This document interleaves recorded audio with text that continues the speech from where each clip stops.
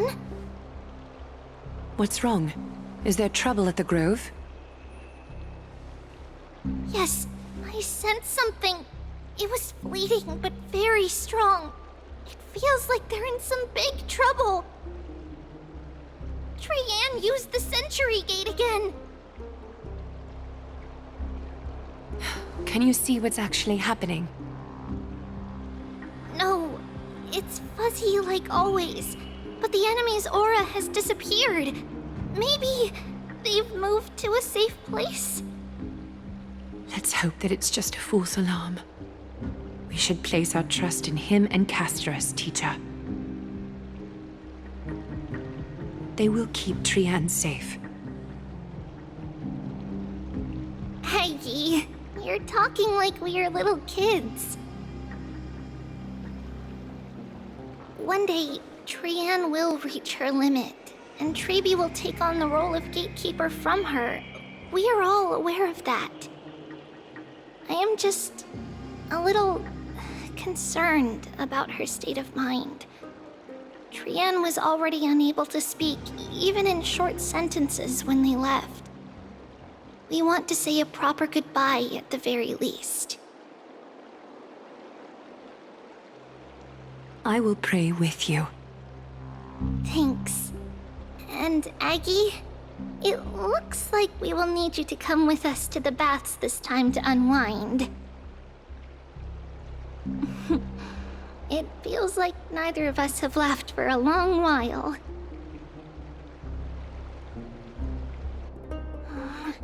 It's time to head out with the west wind! All right.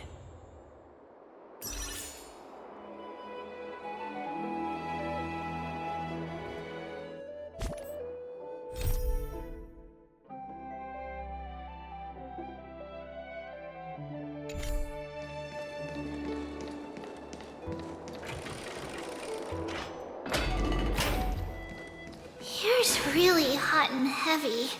Has it always been like this?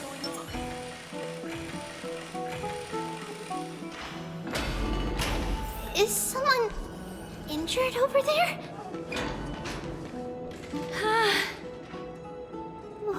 What happened here? Watch out! Watch out! For the Kremnoan! Kremnoan? This is their doing? Aggie, now's not the time to dwell on that. Let's help the injured people first. Excuse me! Coming through!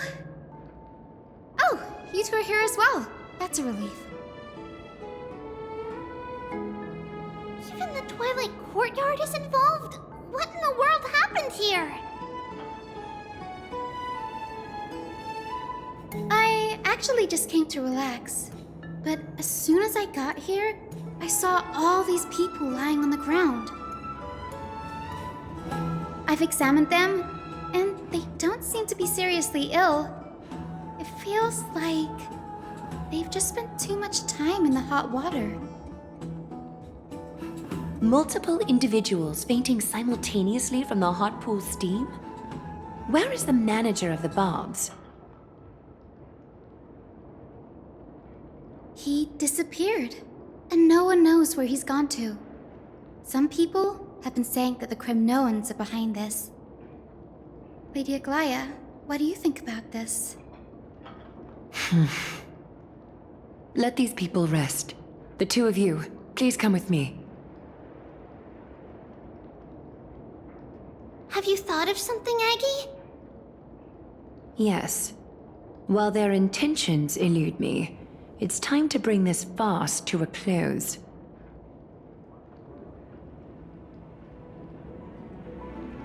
This is really bad.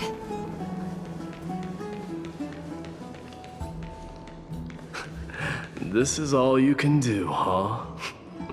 Pitiable deliverer.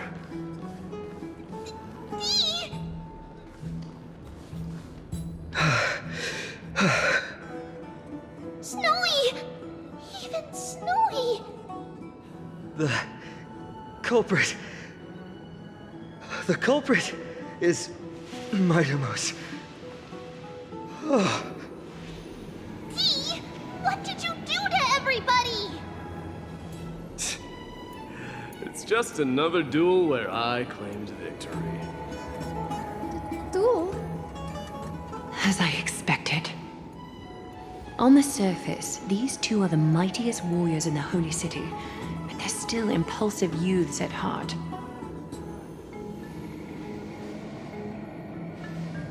Speak up, Mighty.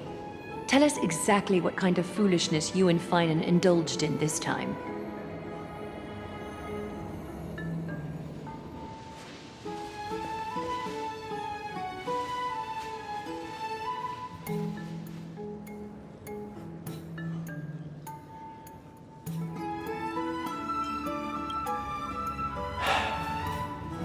No, none of those sound right.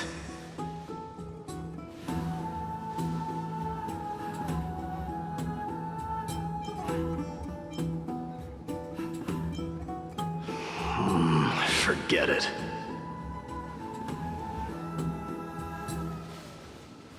Am I seeing things? Is the magnificent deliverer finally deigning to step outside?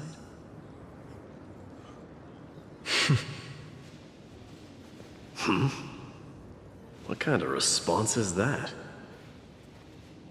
Nothing. I was just imitating your usual response. I don't feel anything special from you. Have you passed the demigod trial? The ritual hasn't reopened yet. In case you forgot, it hasn't been that long since I pulled you out of the trial. I didn't forget. Then, you're welcome. In twilight's last gleam, Makima stands bold. Her walls sturdy, tales untold. Dreaming of her fruitful gardens, pilgrims arrive from distant lands. Figs and olives, so grand. Yet little do they know that they will step into flames, fuel to the fire, a burning brand. What are you playing at this time? I just felt like reciting a few lines of poetry. Surely the Crown Prince of Kremnos knows how to appreciate poetry, right? Kremnoans steer clear of such weak literature. But my library doesn't lack collections of this kind. These lines express the poet's yearning for their home, just as Akuma is distant from many people's homes. I know how to interpret poetry, Haikis. There's no point in pretending to be profound, my friend. Thank you for helping me out when I was in a tight spot, but it seems to me that you aren't prepared for the trial either. Don't compare your situation with mine. My people are still relying on me. I can't ascend to godhood on my own without first resolving their issues. So, are you suggesting that you, the mighty Mightimos, and the heir to the throne of Kremnos, wish to defy tradition that has endured among your people for millennia? I'm still thinking about what I should do. Never mind. It's probably not my place to offer you counsel. An idea does strike me, though. Go ahead. Let's see what terrible ideas you've come up with this time. Maybe we both need to relieve some stress. Come, Mightimos, let's recommence our previous competition. This time, we'll see who can stay in the super hot bath for longer.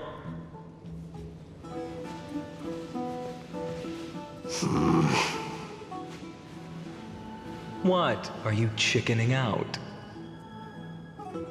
The phrase chickening out does not exist in the Kremnoan language. I just find the situation absurd, that's all. All-knowing historian, are you not aware that we Kremnoans use boiling water from sword forging for our baths? Looks like I'll have to teach you some royal etiquette today.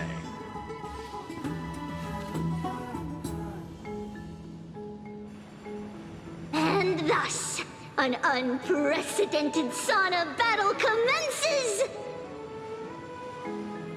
With unparalleled resolve, the two warriors' determination even alters the very hue of the steam. Flames intertwine with scalding vapor, reaching toward the heavens, shrouding the sky in the sun. The spectacle is so magnificent that none dare gaze upon it directly.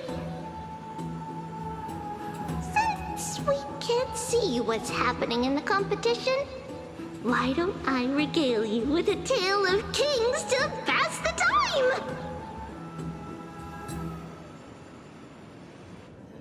Do you recall the legend of the Gorgo lion mentioned by a certain veteran? The central figure, the main character, was not the sole sovereign of that land. An oryx stood as its formidable rival. Long before the dawn of Era Chrysia, the two beasts started their timeless battle on the plains of Tritos. The lion regarded the oryx as its food, while the oryx perceived the lion as a scornful, oppressive, and challenging barrier that it swore to topple with its antlers. For tens of thousands of years, without respite, the two creatures thus continued their relentless pursuit and rivalry.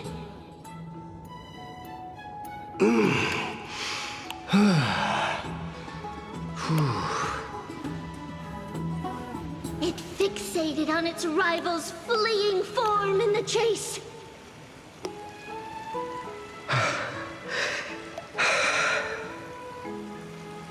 It set its sights on the other's neck, nearly within reach.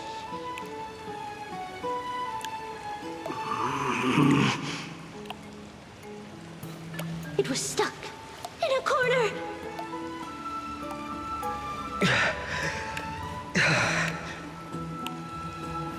It had nowhere to escape.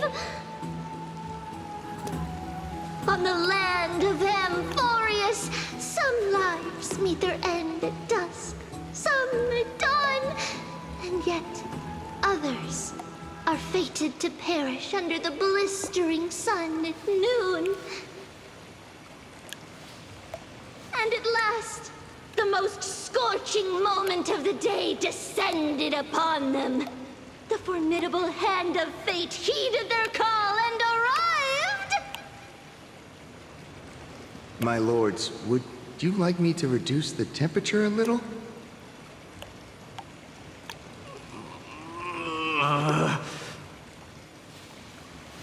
What? You're chickening out already? Get lost. Are you asking me to get lost, or...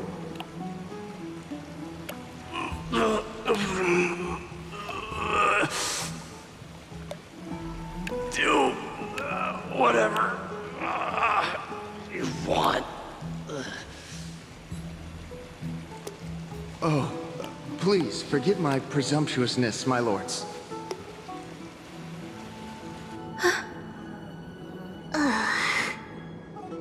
What a spectacle of folly. This is what you get for daring to challenge a Kremnoan without understanding your own place.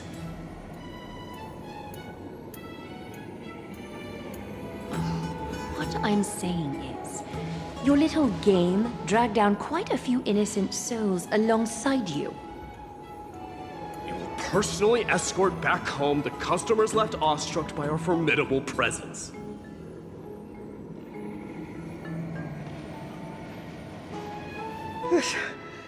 This isn't fair. You are wearing way less than I am. this the latest trend now? Getting into the baths while dressed in full armor? Don't look at me like that. It was he who challenged me. There is no word for flee in the Kremnoan language. Very well. Let us bring this farce to a close, shall we? Warriors, it's time to get moving.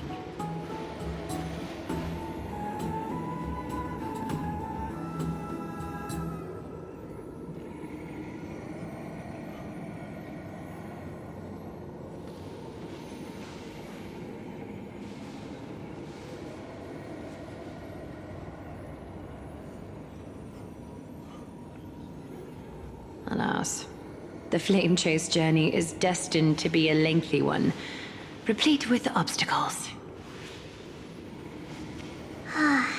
But thanks to those two, all the gloom has vanished into thin air. Though we just had quite the commotion, it's not every day we find the Marmorial Palace this serene. Shall we continue with our previous plans? Hyacinth, would you care to join us? Such an empty bath is indeed a rare sight. I was looking forward to unwinding after work. I'd be delighted to accept your invitation, Lady Treeby. How about we go to the biggest bath?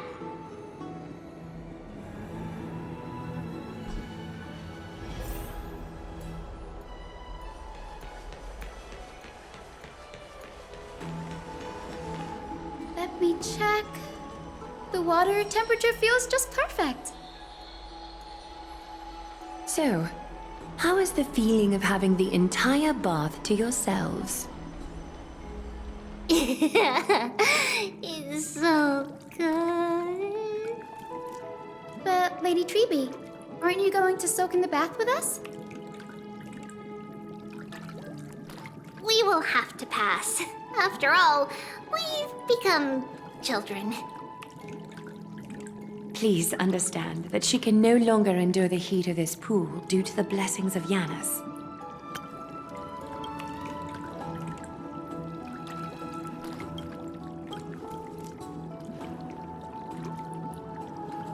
Oh, Are you curious about us, Hyacinth? I am, but something tells me that it might be better to change the topic. Don't get all nervous. It's not something we can't discuss. The truth is, a long, long time ago, we were a mature adult just like Aggie. Then, because of reasons, we inherited Yanis's divinity and gained the power of passage. And in return, the price we had to pay was the splitting of our soul.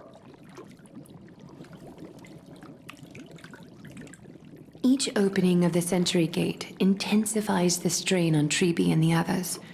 They are gradually regressing towards infancy, both in body and mind. We don't know what awaits us at the end either, but anyway, that's why we've turned into children. In that case, when you opened that giant sentry gate above Akama during the battle against Nikador, Well, there's no way around it. We all know that the flame chase journey won't be a smooth ride.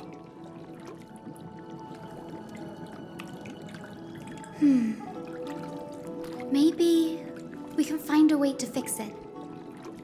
The primary research focus of Noosporists is the soul. We explore its depletion and methods to restore dispersed souls. As long as research continues, there might be a breakthrough that can help. We will do everything we can. So your first reaction is in fact denial. You're indeed an Access student. I look forward to your good news, Hyacinth. Now there's another reason to look forward to tomorrow.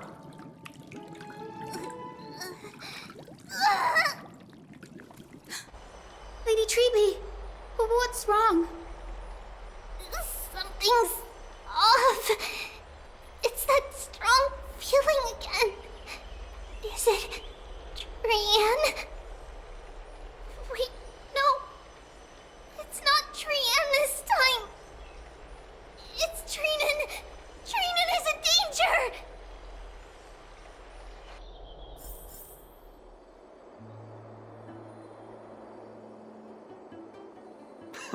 I win this round of escorting the bathers home. How does one contender alone make a valid competition? Offering a compliment or two wouldn't be the end of you, you know.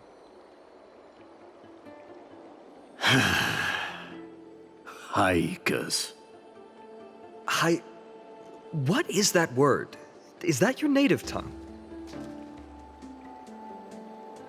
It means hyena. I'm likening you to a weak hyena. By the way, you emphasized the completely wrong syllable. Though we've been acquainted for some time, I have rarely heard you talk in the ancient tongue of Kremnos. It's because I'm not exactly a master at it either. I can listen and read just fine, but when it comes to writing... You can write?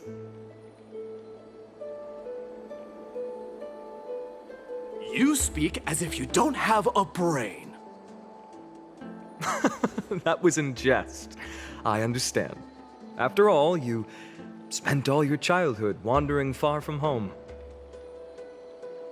Worry about yourself first, deliverer.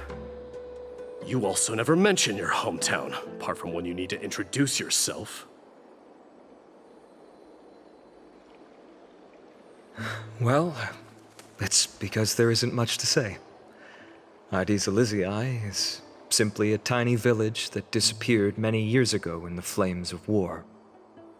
The only times I get to see it are in my dreams, and in the trial from the Lance of Fury. I knew it.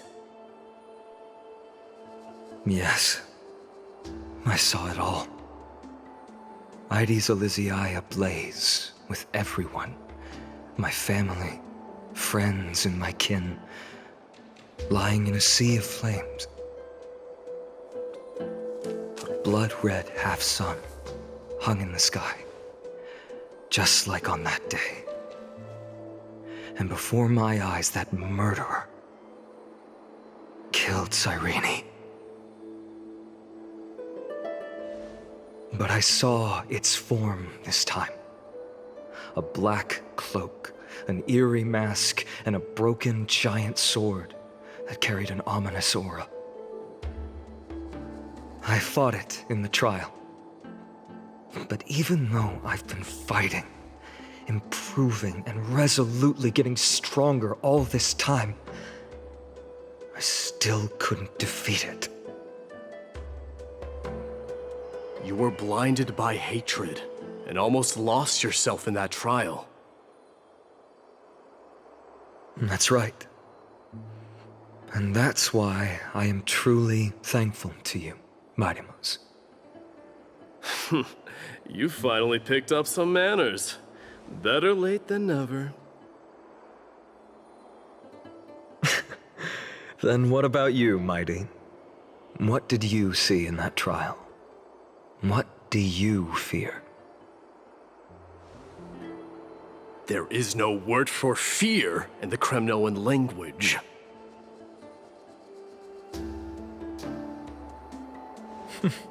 I'm getting the feeling that your language has no words at all.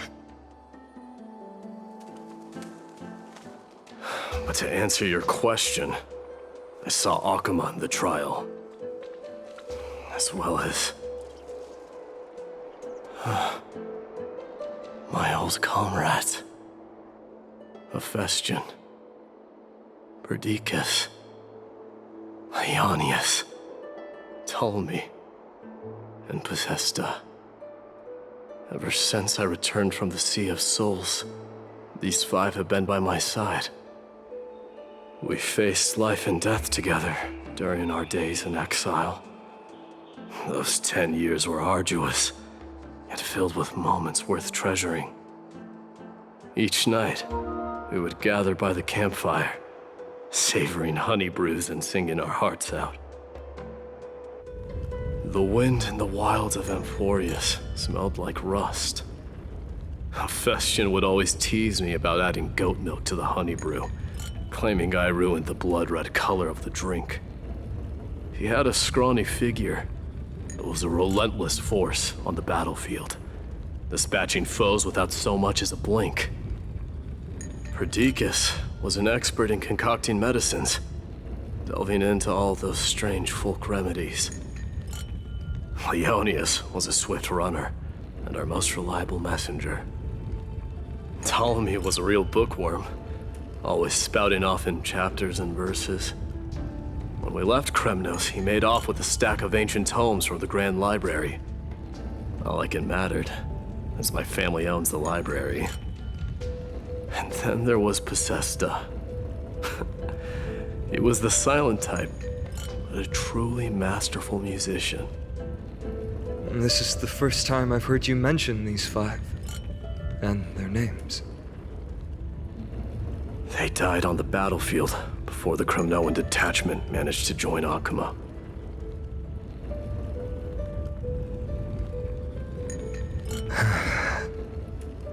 Perdiccas was the first to go.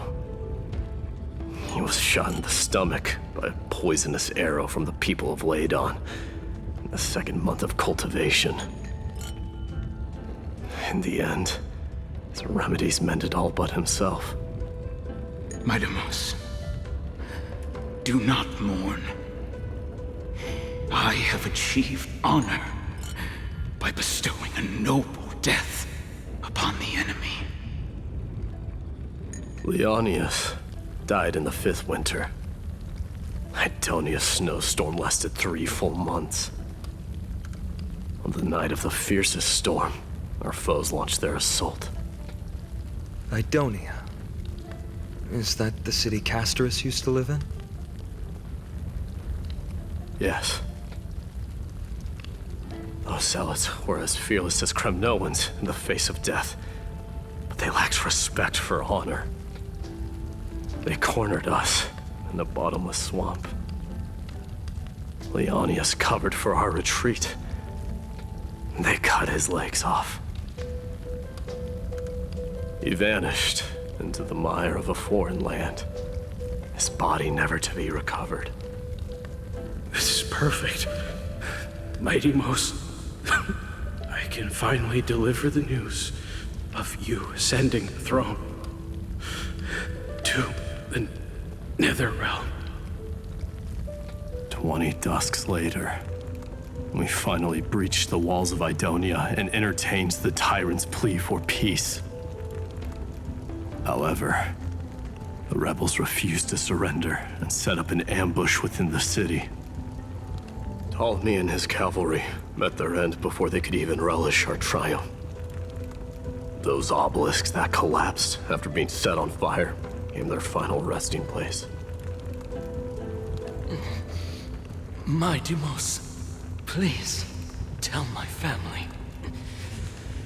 It was not cunning schemes that vanquished Ptolemy, but the immense weight of Amphorius' entire history. Then, it was Possesta. He lured the enemies into the city of Aenionis with his melodies, buying us invaluable time.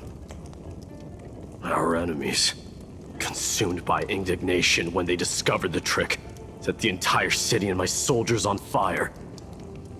His final words were recorded on a small clay tablet, fractured by the flames. Midamos, don the crown.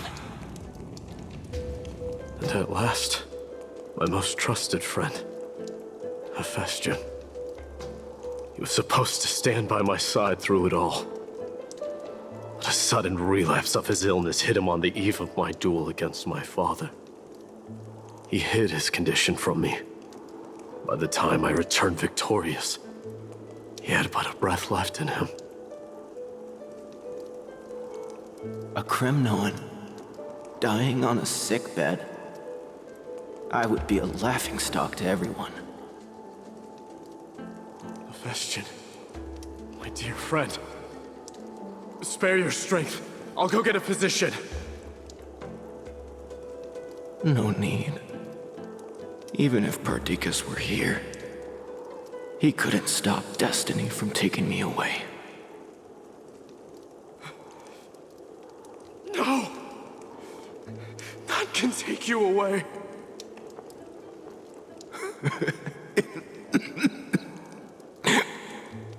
Mightimos, our king, do not shed tears for me. It's not befitting of your status.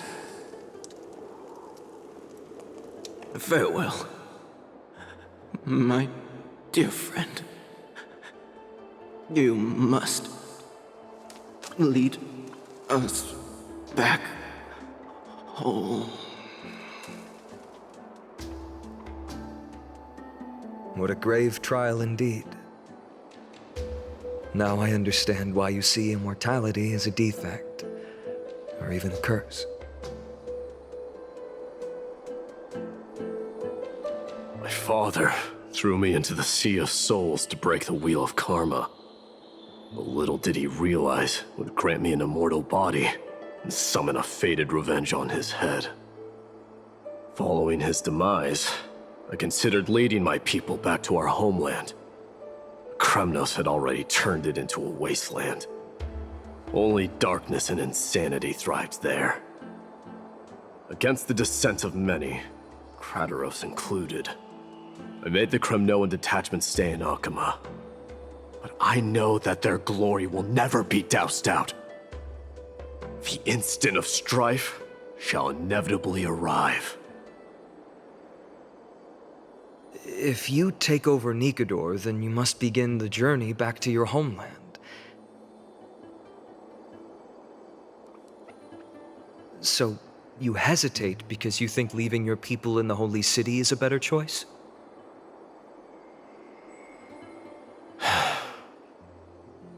I don't know. But I have never been crowned. And those 5 were never endowed with any titles.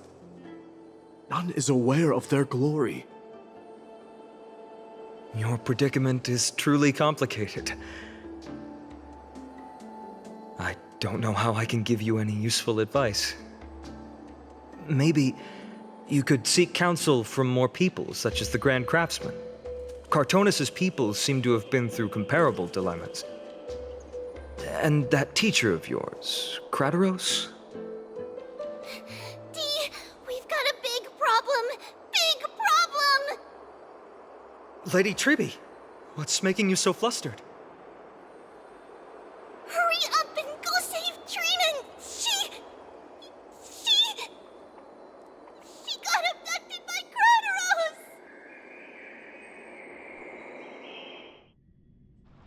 Krateros! What's going on? Mightimos. It seems I was the one who exposed my vulnerabilities first. Aglaya, I demand an explanation. This man abducted Trinan by force and forced her to bring him to the vortex of Genesis.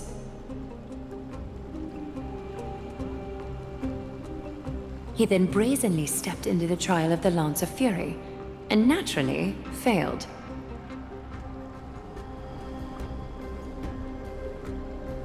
Is she telling the truth? Why did you do that? Because I don't want to wait anymore. Your hesitation made me desperate. If you want to run away from your destiny to become king, then keep running. Someone will eventually stand up and fill in the gap left by strife. Then they will lead our people home. Age has blinded you, teacher. Can't you see that I'm hesitating because of this very recklessness seared into your blood. Krateros, do you truly believe you're worthy of entering the trial? To blaspheme against the prophecy? Does the mission we Chrysos heirs bear seem like child's play to you?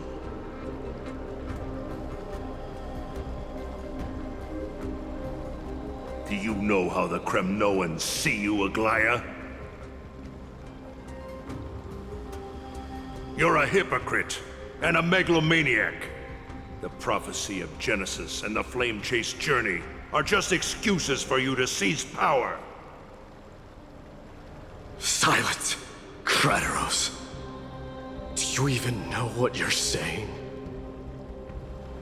Are you defending this woman, Mighty Mos?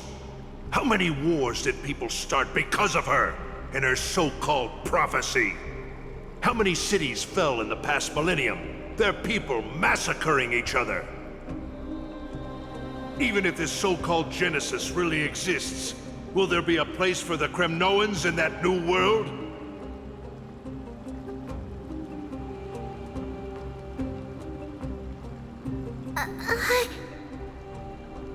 Are you done talking? By agreement between the Chrysos heirs and the Council of Elders, those who trespass upon the vortex of Genesis need not be tried by the Council. I am allowed to pass judgment alone. Krateros, your actions are unforgivable. I hereby sentence you. Aggie, wait! We have a proposal! Someone has to resolve this conflict between the cities. Lord Krateros did not use violence to harm us. We can sense that his anxiety stems from his concern for his people's future. Please, Aglaya, hear us out first. I'm listening. I'm sorry, Lord Krateros. We were so preoccupied with deciphering the fragments of prophecy that we neglected those of you not favored by its message. Your accusations were harsh, but justified. We wish to earn your trust and those of the Kremnoans. I think the best way to do that is to take you to witness the source of the prophecy for yourself. How are you going to show me something that has no form? You've heard about that Outlander, right? He has somehow made a connection with Orynyx and can completely replicate scenes from the past. We will ask for his aid. Tomorrow, at the Abyss of Fate in the Temple of Yanisopolis, we will show you everything from that distant memory, Krateros. A fair proposal. I accept. Until then, you will be stripped of your freedom. That is my one condition, and I will brook no argument. It is not the first time I've been made someone else's prisoner. Do as you please, demigod. Teacher, why did you do this? Forgive me, young master. But I just cannot wait any longer. Ever since your father died, our people and I have been waiting for a day to revive Kremnos. We placed all of our hopes in you, but never received an answer. This obsession for returning home has become a sickness for our people. Wise as you are, I refuse to believe that you can't see the truth. You have a clear head, which is why you're also incomparably alone. A smart person can only choose to tangle himself with the mundane of this world. If you're truly capable of leading our people beyond this blood-stained fate, then prove it to me once more, Mighty Mos. just as you did back then.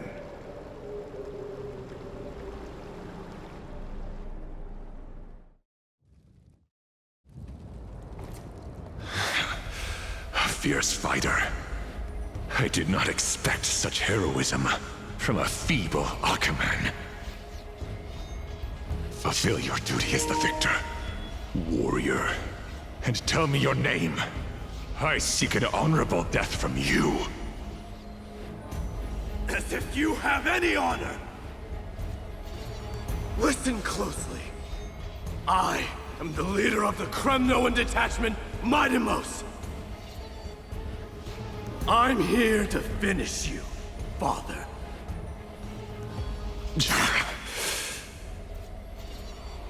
It's you. The beast spurned by all.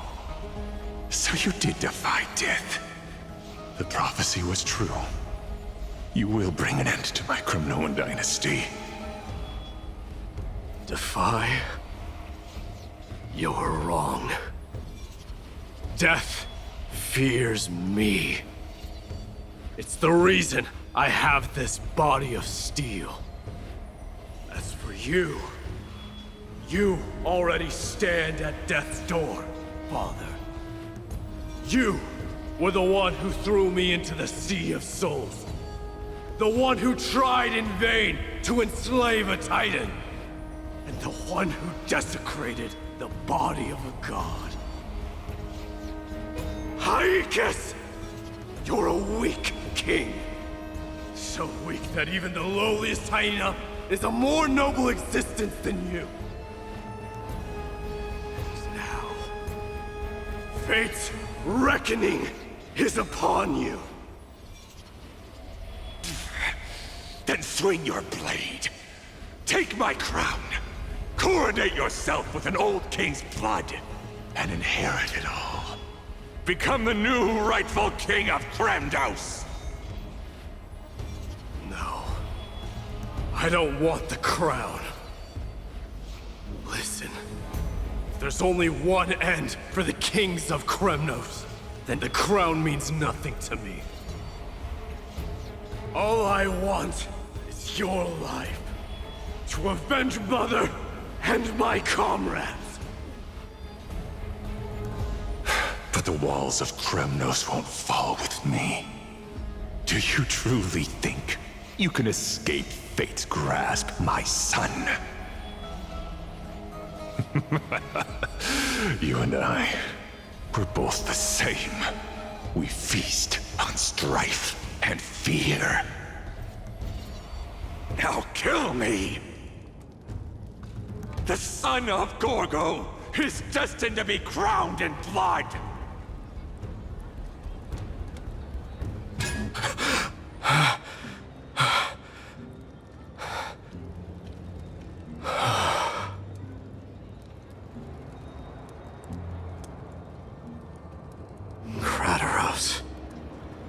He said the Grand Craftsman Cartonus might have some suggestions. Might as well go see him. Grand Craftsman, how have you been? King of Kremnos it is. That you would come, I knew. You knew I was coming?